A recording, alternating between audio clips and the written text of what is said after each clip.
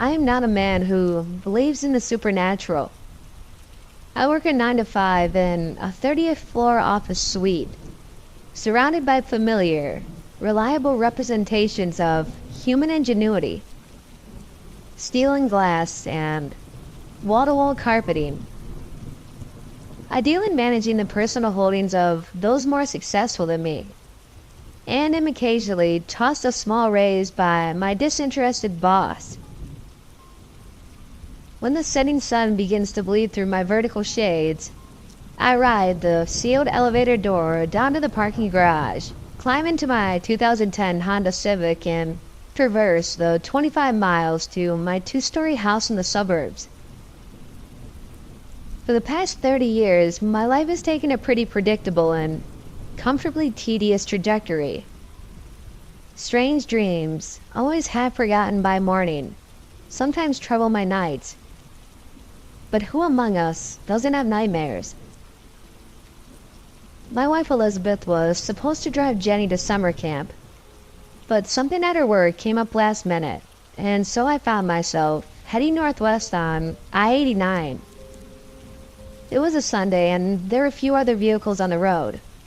Though it was almost noon and the sun was high overhead, the trees and underbrush by the side of the highway blocked out most of the sunlight, creating a solemn, almost foreboding atmosphere.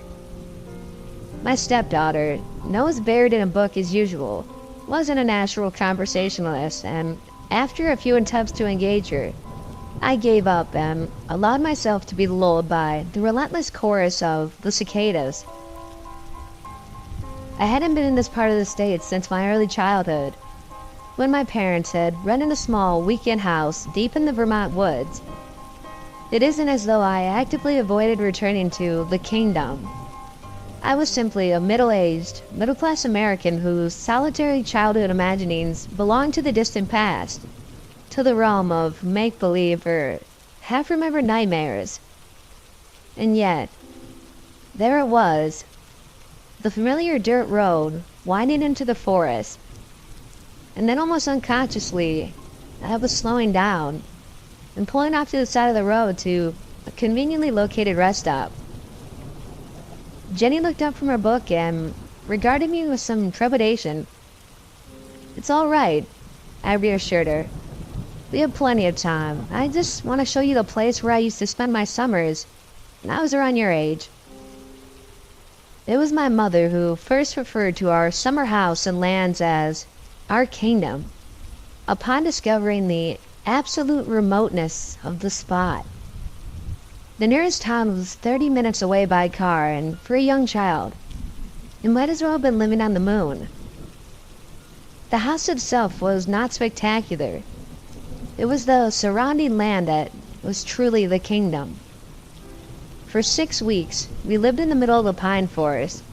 The trees grew so densely together that the sunlight was always odd and of a muted quality, distorting the shadows of things. Pine needles would fall silently throughout the night, and we would awaken to find every surface covered by a thin layer of dried husks. The long days possessed an ephemeral quality, as if the true nature of the rocks and the trees and the streams were hidden behind a tin pane of glass. I knew deep in my bones, without ever being told, that we were only guests in the kingdom, that it truly belonged to the fairies.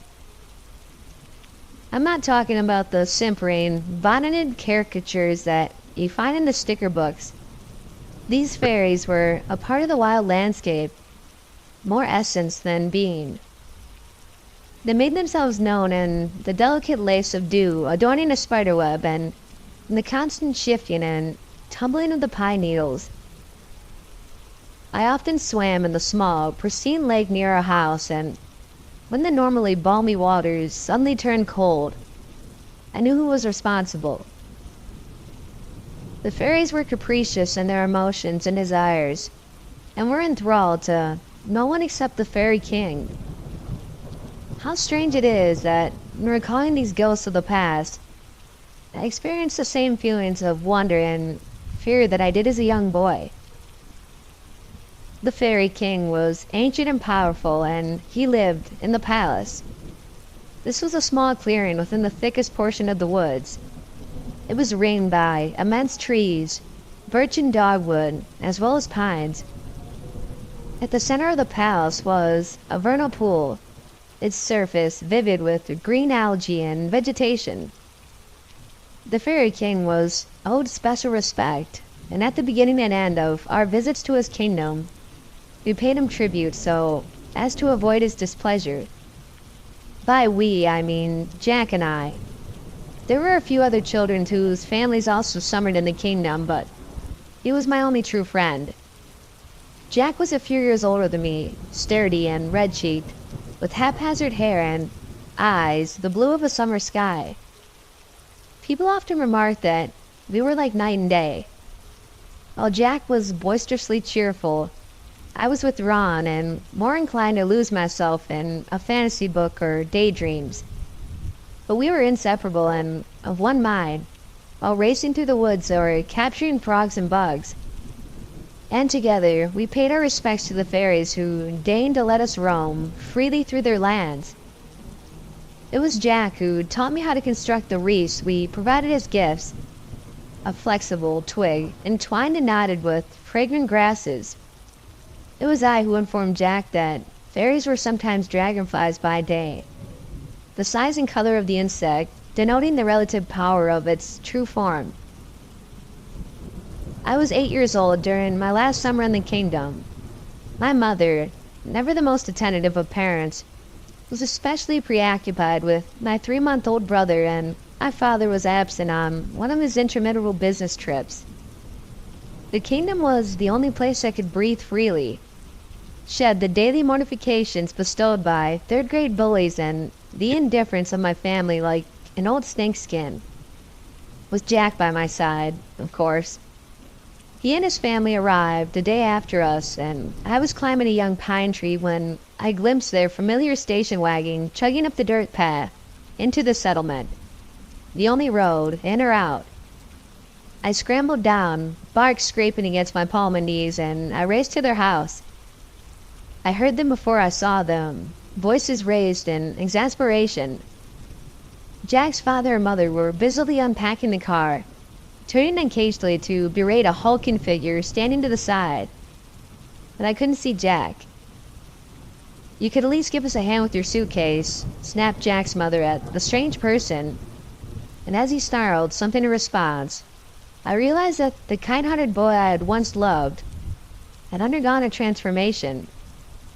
He was a little taller and thinner, but it was his face that had changed the most, settling into lines of boredom and contempt. I told myself that this could not be my friend. Jack, not Jack, was speaking to his father in a voice that matched his terrible new face. "Yeah, well, I didn't want to come, did I? Why couldn't I go rafting with Travis and Mike instead?"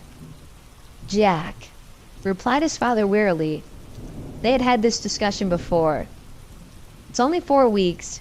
You'll make do." Then he saw me and brightened. Hey, kiddo." Jack looked at me and his eyes were chips of ice. He said nothing to me but heaved a great sigh and turned back to his father. "So I gotta make do with him? Thanks a lot." The father looked at his son in disgust and turned back to the suitcases.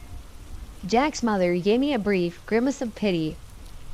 I couldn't have spoken had I wanted to, but I just stood there silently, very still, and convinced myself that when I looked up again, all would be restored to its rightful state. This hopeless reverie was broken by Jack, who with another gusty sigh turned and began roughly pushing his way through the branches. I followed him numbly through the woods. Where else could I go? Jack was heading towards the palace, and I realized that he either didn't know or he didn't care. I had to run to keep up with his long strides, and the pine needles burned against my ankles. I almost lost him several times, and I knew that he would not respond if I called out. By now we were in the palace proper, and here Jack abruptly stopped and turned to face me. I could tell he was carefully arranging his face. "Listen," he said, the smile not quite reaching his eyes, arms out and palms up in an odd gesture. I recalled my father adopting the same semi-apologetic stance as he explained to me that he'd have to miss my birthday for the third time in a row. I hated him with a sudden passion. "Listen," Jack repeated. "It's not that I mean, you're okay and all. But all that kiddie stuff, the Fairy King and spells or whatever, you don't still believe in that, right? I mean, it is pretty dumb, right?" I think that up until that moment, I had held on to some desperate hope that the whole awful day could be mended. That we could just forget the past and start anew, with the Fairy King as witness. But at this final humiliation, something ugly and vindictive rose in me. I wanted to hurt him badly. "I don't know," I said. "You must be pretty dumb if Travis and Mike don't want to hang out with you." Something came undone in that cruel face, and Jack lunged at me and shoved me once, then again, and I tripped over a root and fell onto my back. Then he was on top of me, his features frozen in a rictus of fury. He clutched my throat and pulled his other arm back, hand clenched into a fist. I struggled and thrashed in vain. I was small for my age, and Jack must have had 20 pounds on me. He was panting, and his words came out in vicious bursts. "You little shit. Yeah, you like the fairies, 'cause you are one, you fag." I didn't know what the last word meant, but I imagined it had to be something horrible from the way his face contorted as he spat it out. Suddenly his weight was off me, and I could breathe again. I had no time to collect my bearings before he was hauling me to my feet and marching forward at the same time, so I was forced to step backwards. "You want to see the fairies so bad? Okay, I'll help you see the fairies," he said. And to my horror, I realized where we were heading. I began to twist madly and pull at his arms, apologizing and babbling, but Jack was undeterred. I could feel the vernal pool lurking at my back, getting closer and closer, waiting to accept me into its watery embrace. The smell of it rose in the air all around, the scent of fresh grass and spicy sap, underlaid with dark tendrils of decay. He finally let go when my heels were only inches from the water. I wavered there at the edge of the pool, not daring to look behind me. Jack was a few feet away, and now the smile on his face was genuine. He was enjoying himself. "Go for a swim," he called happily. I tried to make a run for it, and the smile vanished. He came forward and pushed me again, and I stumbled back. The scummy water closed over the top of my sneakers, hot and thick and teeming with a frenetic life. I was sobbing now unreservedly, and my tears seemed to aggravate Jack because he started shouting and pacing like a restless dog. In my fear and confused state, I turned around and then felt a sharp pain as a stone grazed my ear. I fell to my knees, and the water splashed into my mouth and nose, and it was a living thing. A black panic overtook me, and I couldn't see anymore. The stench of the pool filled my head, replacing my blood with a thick sludge and the air in my lungs with a rushing current. But then I was cradled in immense arms, and I looked up into the face of something both profoundly ancient and newborn, of something who had lived countless lives and to whom death was only a brief exhalation behind the great inhale of birth. The inside of my eyelids was a soothing green, and I thought drowsily how pleasant it would be to drift forever, suspended in this timeless abyss. When I opened my eyes again, I was lying on the ground, twigs and roots digging into my body. Someone was whimpering and crying nearby. My eyes focused, and I saw Jack a little distance away. He was trembling and groveling before someone or something I couldn't see. His eyes were very blue, and his face was paper white. "Please, please," he was whining. "Please, I'm sorry. I'll be good, I promise." His voice sounded strange, almost sing-song, in stark contrast to the wild terror in his face. I felt it in the marrow of my bones before I heard it. A low thrumming all around us that was swiftly increasing in tone and intensity. Jack's pleas became faster and higher, and then his words began to run together until they dissolved into a miserable wailing. His mouth was stretched into a wide grin, but his eyes darted around frantically. His outline became fuzzy and vague, and I realized that every inch of his body was covered with flies.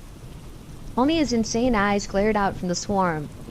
He began to hop and skip, and I saw that he was dancing to some otherworldly rhythm, arms and legs twitching in a manic jig. He capered towards me, each movement punctuated by short screams and squeals, and as the fat flies doubled and tripled in number, Jack increased his tempo, arms and legs blurring with their awful burden. I threw my arms over my head and buried my face in the fragrant pine needles. The air rang with the agonized screams and the furious buzzing of the flies, and then all sound ceased. When I dared to raise my head, I was alone in the palace. Only the slow ripples extending from the center of the pool indicated that anything had happened at all. The vernal pool was smaller and shallower than when I was a child. Only a deep puddle, really. It was still the same lush color, and I knew that the water was still unnaturally warm. I was a little winded after climbing over roots and fighting my way past overgrown branches, and I leaned against the nearest tree to catch my breath. Jenny was in fine form, peering curiously at the pool and running her finger over the papery bark of the dogwood. She turned to me and spoke her first sentence of the day. "Dad, why is the water so green?" I noted the initial stumble and I winced inwardly. Jenny had been deeply shaken by the death of Elizabeth's husband a year ago, and all my wife assured me that her daughter harbored no ill will towards me. Jenny kept herself guarded and closed off during interactions. My memories became spasmodic after Jack's disappearance. I vaguely recall stumbling backwards through the woods towards my house and stopping at one point to empty my stomach. Some years later, my mother and I talk about that day, and she filled in some of the gaps. I was crying and ranting, but I mentioned Jack's name enough times for there to be a cause for alarm. His body was found shortly thereafter, floating face down in the vernal pool. The police were hesitant to declare the official cause of death a drowning because both of Jack's eyes had been cleanly plucked from their sockets. I believe there was some sort of investigation, but I don't remember being questioned. My mother also told me that Jack's father killed himself a few months later. The water is covered by a green layer of algae and tiny organisms. That's why it's so green, I replied. A lot of different creatures lived in bodies of water like this one. Jenny nodded slowly, taking it in, and then wrinkled her nose. It's kind of stinky. This is where the Fairy King lives, I heard myself say. I hadn't uttered that name out loud in over 30 years. He mostly stays hidden away, but he loves gifts. Let me show you. Jenny watched carefully as I found a springy twig, bent it into a circle, and tied it closed with a blade of grass. Then she painstakingly created her own wreath, adding a small white wildflower, which I thought was a nice touch. I watched her busy hands and her brow furrowed in concentration, and recognized myself as a lonely young boy in the quiet intensity of her movements. "Ready?" I asked, and Jenny nodded. We stepped forward together and gently tossed our offerings into the center of the pool. The circlets lay on the surface for a moment, and then sank swiftly underneath the water. "He took 'em," explained Jenny. She stared intently at the place where the wreaths had disappeared. There was a slight movement in the air, as though something had quietly breathed in and out. The edge of the water retreated slightly, then bubbles formed in a great surge and drew back in, as though waiting. Jenny ran forward before I could stop her and knelt down at the bank of the pool. "Look," she said. "He gave us something back. Something to thank us." I walked over to where she crouched. the mud, sucking at my shoes, and stared down at the Fairy King's response. Two small, perfectly round stones lay in the muck, glistening and blue as the summer sky. "They're so pretty," murmured Jenny, handing me one. I held it, warm as blood and a little slimy. It throbbed in my hand, and I wasn't sure if the pulse I felt came from my fingers or from the stone. Jenny went to slip the stone into her pocket, but I stopped her. "This is a gift to you from someone very powerful. You need to remember that." She looked at me solemnly and nodded, and I felt, rather than heard, a lazy thrumming in the air as though something were stirring into wakefulness. The air was unbearably still, and it was all around me. The scent of eternal life and of things rotting in the dark.